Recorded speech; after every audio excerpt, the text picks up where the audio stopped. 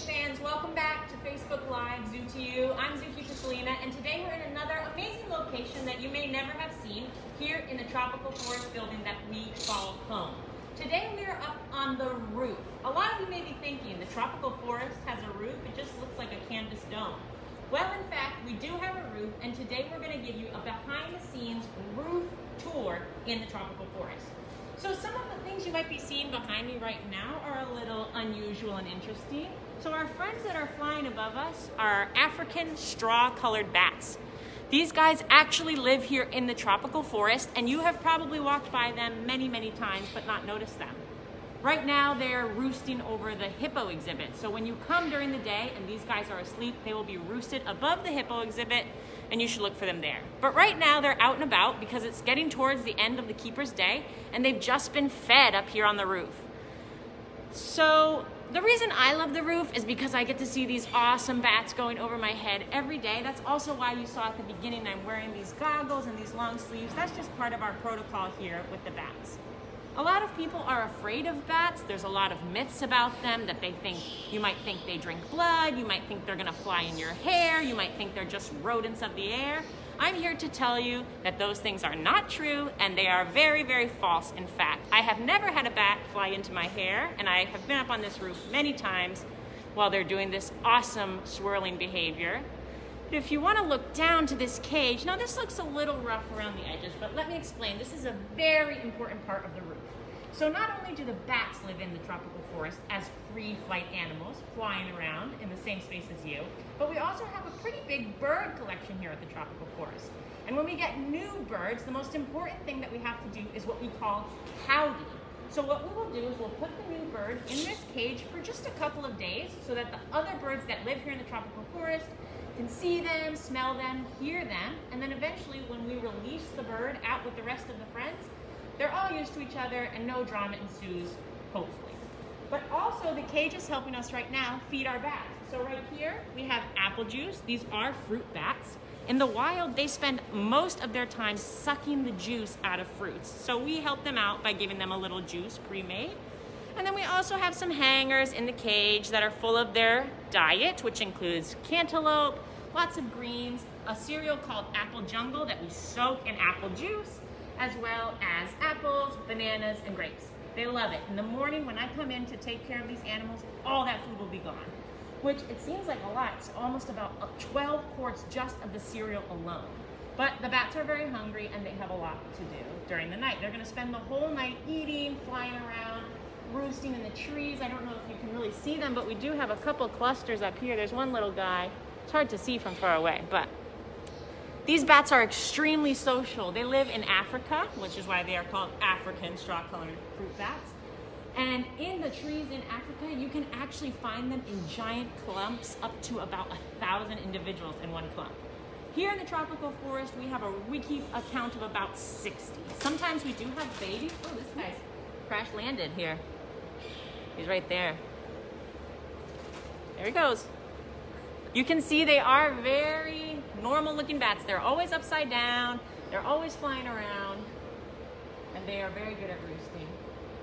These guys do not echolocate. A bunch of bats do echolocate, but this species does not. But I've never seen them crash into anything that they didn't mean to crash into. So they do this every day around this time. Towards the end of the day for the zoo, if you come into the tropical forest, you will probably be able to look up and see the bats flying around. Those of you who are big fans of Franklin Park Zoo also know that we have bats on exhibit in our bat cave. Those are called Ruwenzori fruit bats. They're also fruit bats. They're also not scary, but they're in their little exhibit. They're different from these bats, so they wouldn't really be roosting together. Looks pretty cool. Any questions from the chat so far? I hope we have some bat fans out there today. We had a question about how long they typically live. These guys can live up to 20 years. The question was, how long do they typically live? So about 20 years is their average. And here, it's a kind of self-sustaining group. So they are free flight, they do what they want. In the summer, sometimes when they come to the roof, we'll be able to see if some have had babies. They will carry them on their bellies or under their wings while they're flying. And that was, sorry, go ahead. Oh no, I was gonna say that's another question. If they have babies, and what are the baby bats called? What are the baby bats called? I believe they're called pups. Baby bat pups. That could be wrong, but I'm pretty sure. And like I said, we do have baby bats every once in a while.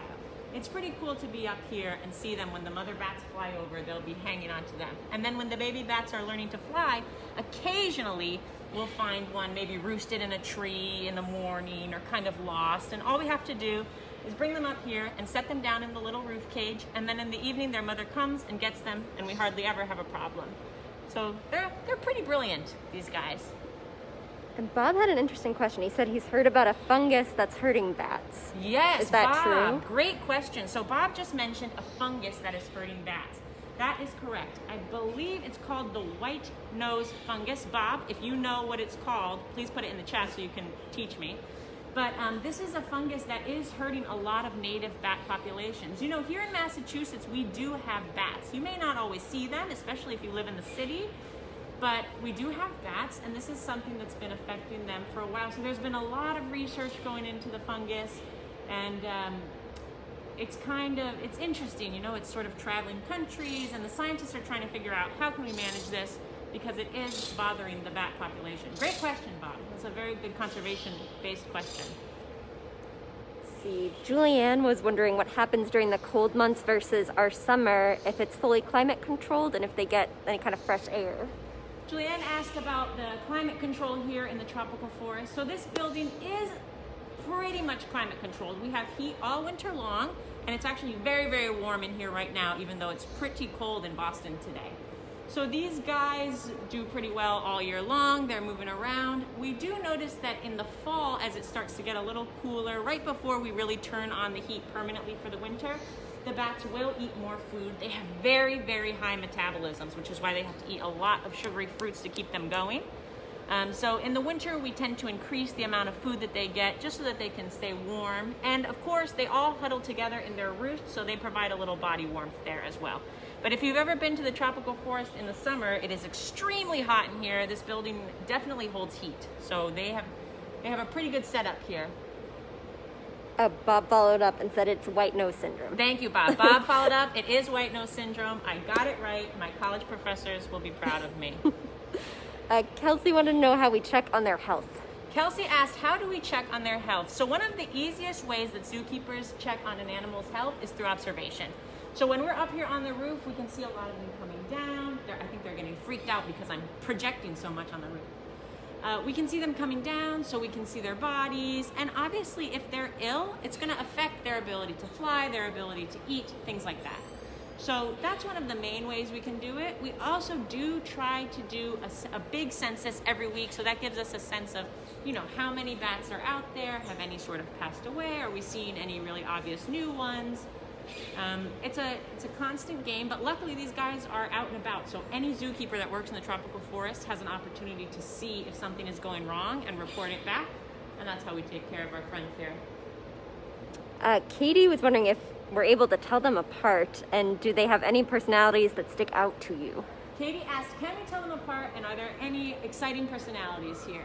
These guys, because there's so many of them and they're free flight, like I said, they kind of keep to themselves. They're a little more shy. I would say our exhibit bats are also shy. But every once in a while, in the summer, in the morning, there's one bat that always hangs down here and is the last to leave the food. You can tell them apart pretty much just by male, female. They have very different body parts, but none of them are specifically banded. Some zoos will do that. They'll band their bats, just like you might band a bird or something like that. Put a little bracelet on their thumb. We don't do that here. These guys just fly around. Ooh, that was a good one. Donna had an interesting question. Can we see Abby and Baby?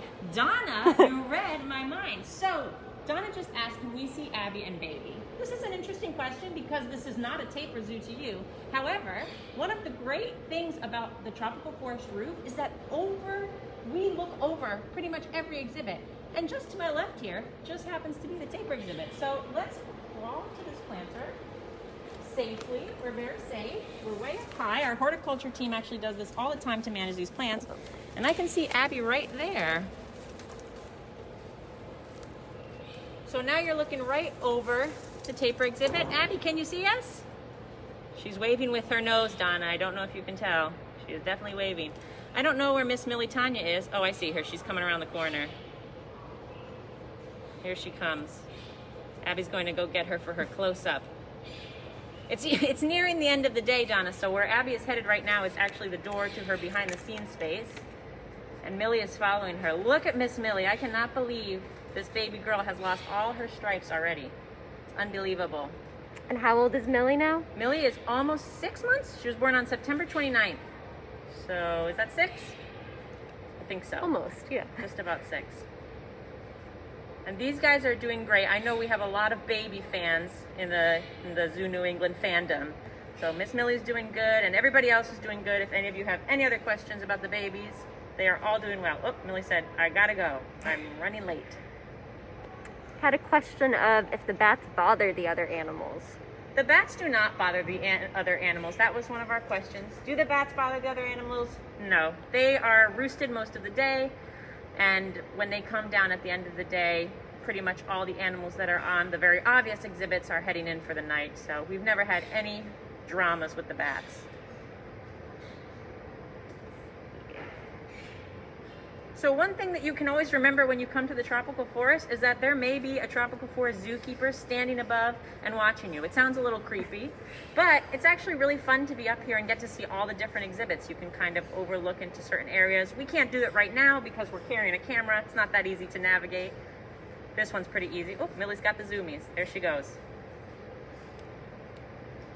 She knows somebody's watching.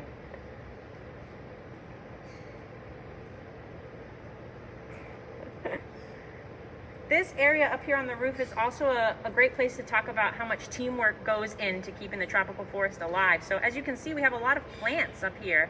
And these planters are live planters where our horticulture team will come up almost 3 times a week to water these, to keep them alive, to transplant things up, down, grow new things. So a lot of people think about the zoo only in terms of the animal species that live here, but our plants are equally as important to many of the members of our staff. Looks like Harper, who's a little 2.5-year-old bat fan, was just hoping we could say hi to her. Parker, I hear you're a bat fan.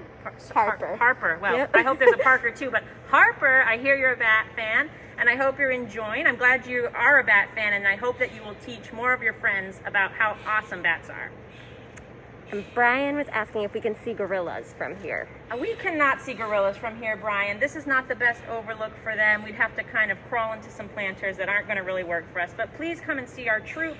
They are still on exhibit every day at 10. They have access, so you should be able to come and see them most of the time. Sometimes it's hit and miss, but as most families know, when you've just had a new baby, things are a little tricky. So I hope you'll be patient with Kiki and her group, and hopefully you'll catch them next time you come. And probably have time for 1 or 2 more. Catherine was asking if they have names. The bats have names. Catherine asked if the bats have names. I think that on the occasions when we do catch up these bats for their yearly or semi-annual exams, people will give them names, but really they're just sort of bat number 1, bat number 2. The ones on the exhibit all have names, though could I tell them apart? No. But I can give you a smattering of some of the names for the ones on exhibit. Maybe next time you stop by, you'll say, hey, Chihuahua. Hi, Lauren. Nice to see you, Kate. How's it going, Kim? So those are just a few of the ones that are on exhibit. Up here on the roof, we don't really have names for many of them. Like I said, they're kind of a little more free-spirited. All right, we'll step back out here to get a couple final shots of the bats. They're starting to land on the cage. Where we have Zoom. somebody's hanging out. Check that one out, Harper. Very cool. A lot of people think that bats are scary, but you're getting a really good look of a very cute friend right now, I would say. Look at that body, so you can see the straw color. That's where they get their name, on their breast. And then you can see they're hanging by their toes. That's what they do best. Those little ears are twitching. She's listening to everything I had to say. She's saying, hey, Harper, hope you're doing well. Here comes somebody to drink some juice. You coming to drink juice? All right. Get back over here. All right, Selena, anything else you want to say? I want to say thank you to our bat fans who tuned in. I hope you enjoyed your tour of the roof. And I hope that next time you come to Tropical Forest, you'll remember to look up. A lot of people don't, and they're missing out on the best guys in town.